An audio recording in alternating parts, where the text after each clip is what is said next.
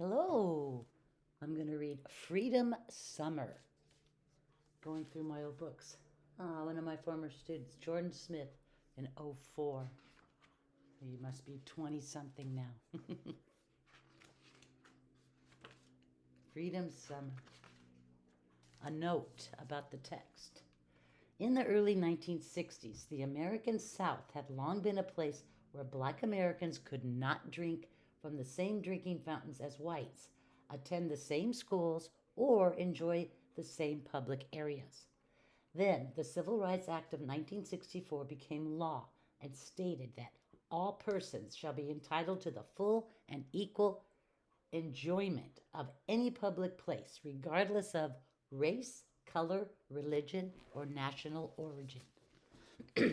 I was born a white child in Mobile, Alabama, and spent summers visiting my beloved Mississippi relatives.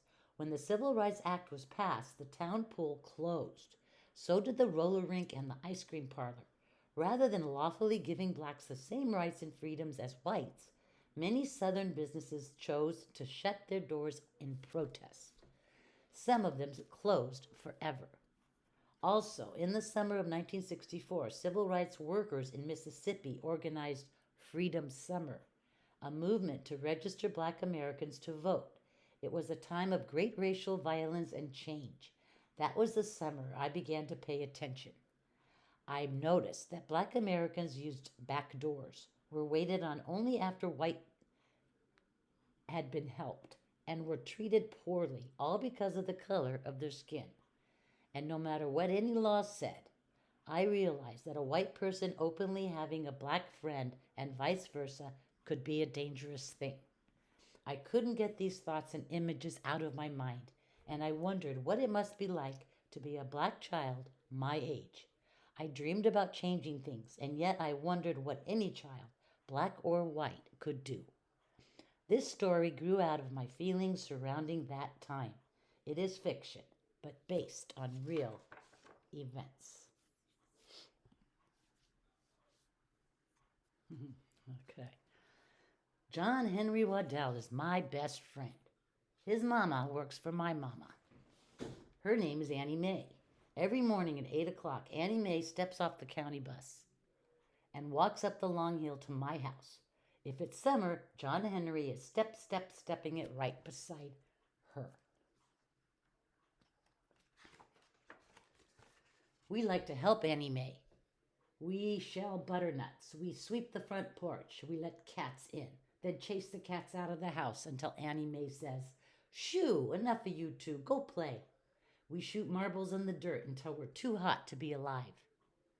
Then we yell, "Last one in is a rotten egg," and run straight for Fiddler's Creek. John Henry swims better than anybody I know. He crawls like a catfish, blows bubbles like a swamp monster. But he doesn't swim in the town pool with me. He's not allowed. So we dam the creek with rocks and sticks to make a swimming spot, then holler and jump in wearing only our skin. John Henry's skin is the color of browned butter. He smells like pine needles after a good rain. My skin is the color of the pale moths that dance around the porch light at night. John Henry says I smell like a just washed sock. This means war, I shout. We churn that water into a white hurricane and laugh until our sides hurt. Then we float on our backs and spout like whales. I'm going to be a fireman when I grow up, I say. Me too, says John Henry. I have 2 nickels for ice pops.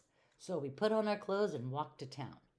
John Henry doesn't come with me through the front door of Mr. Mason's general store. He's not allowed. "How you doing, young Joe?" asks Mr. Mason. He winks and says, "You gonna eat those all by yourself?" My heart does a quick beat. "I got one for a friend," I say, and scoot out the door. "Yes, sir, it's mighty hot out there," Mr. Mason calls after me. I love ice pops," says John Henry. "Me too," I say. Annie Mae makes dinner for my family every night. She creams the corn and rolls the biscuits. Daddy stirs his iced tea and says, "The town pool opens tomorrow to everybody under the sun, no matter what color." "That's the new law," Mama tells me. She helps my plate with peas and says, "It's the way it's going to be now, everybody together." Lunch counters, restrooms, drinking fountains too. I wiggle in my chair like a doodlebug. "I gotta be excused," I shout, and I run into the kitchen to tell John Henry.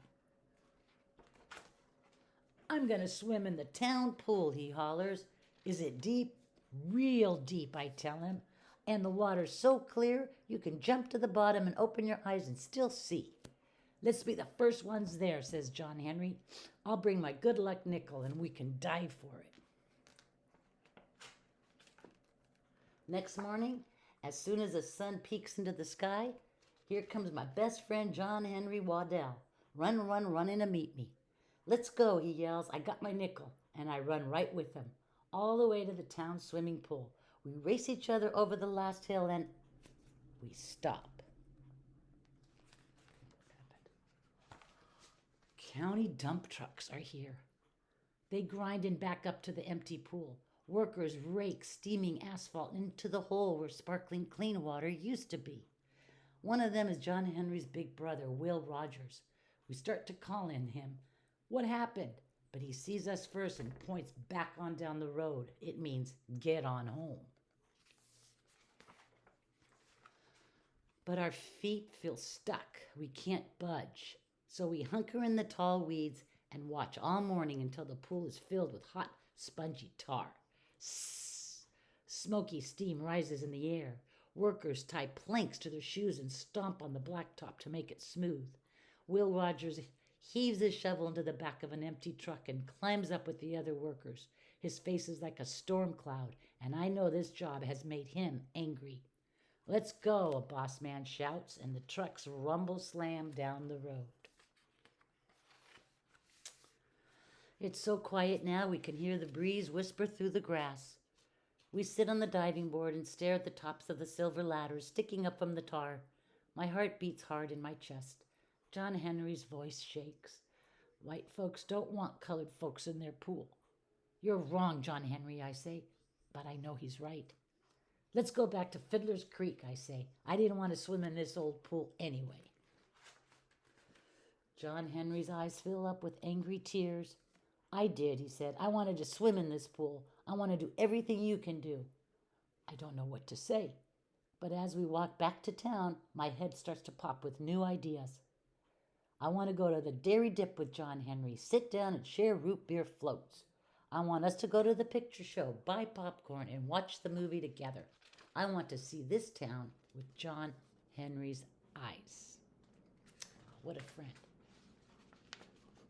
We stop in front of Mr. Mason's store. I jam my hands into my pockets while my mind searches for words to put with my new ideas. My fingers close around 2 nickels. "Want to get an ice pop?" John Henry wipes his eyes and takes a breath. "I want to pick it out myself." I swallow hard and my heart says yes. "Let's do that," I say. I give John Henry one of my nickels. He shakes his head. I got my own. We look at each other.